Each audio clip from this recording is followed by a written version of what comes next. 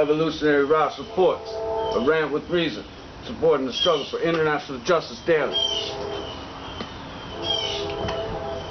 So, see, you have to have purpose in life. See, Babylon, they don't have purpose. It's a false purpose. It's a false God. From the beginning, from the Tower of Babel, they built the tower with the works of man's hands in order to achieve the heights. But it was really the mystery, the mystique, so that they keep getting people to work, to slave for them, right? So that people aspired to be at the top of the tower. And who was at the top of the tower but the workers themselves? Because they were the ones building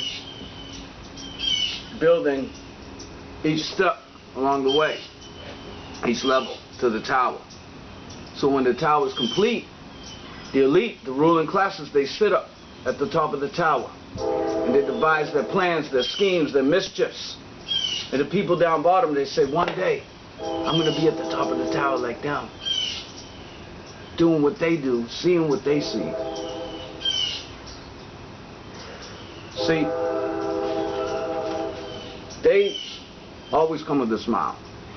They couldn't understand the Christ, the Jesus of Nazareth, that walked through the earth. And didn't necessarily walk through the earth with a smile, but walked through the earth knowing that he was here for a reason and had a purpose and a mission. And that's what these people like Malcolm X had did. You know, his father was tied to a train track when he was a child and ran over by a train by the Ku Klux Klan. And they looked at him as if he was a hateful man.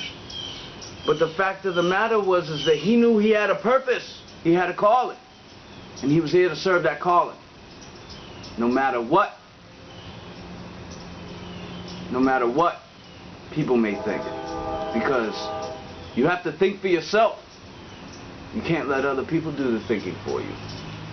See, this is how it works at the top of the tower. Here's a judge that just left his big position as a bankruptcy judge, federal judge, and then he goes to work for a law firm. Happens every day. Happens all the time. The problem is that our taxpayer money goes to the government to protect us from other people, other companies, right? To say that every man is equal and he deserves a certain protection. And that's why we pay the government, you know? Our most obvious protection is our local police. But there's protections along the way. It's supposed to serve the people. But how is it that people are able to go work in these high positions in the government, learn all of these secrets, trade secrets if you will, and then take them on to other enterprises? That's corrupt. That's how you know that you know that we're dealing with a system of fascism, where the corporations are working working with the government in order to drive their purpose and their supremacy, their you know, culture, their philosophy, which is in vain. It's all vanity and it's all destruction. That's their philosophy, because it's all about gain. And you can't gain. The law of nature teaches you can't gain without giving. You have to give for your gain. That's the balance. So, you know, all over the world you got these protests. This guy just got arrested in Venezuela. He was protesting. And he went to Harvard. You know, typically these governments, they're trying to take them out. This is the New World Order.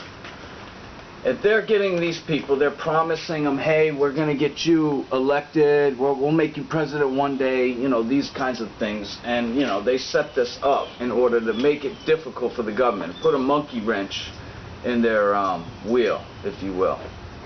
And, you know, here's the situation.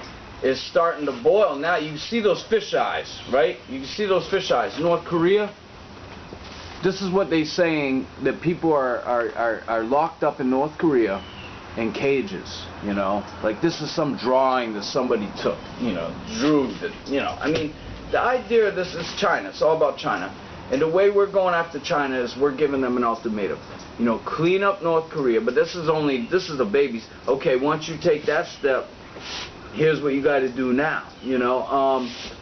But we want the international eyes to be focused on China as if China's not playing their role in the international community. Because again, it is about control, and they're feeling like they're losing grip, you know, it's slipping from their hands. So they want to grab that thing real quick and get control again.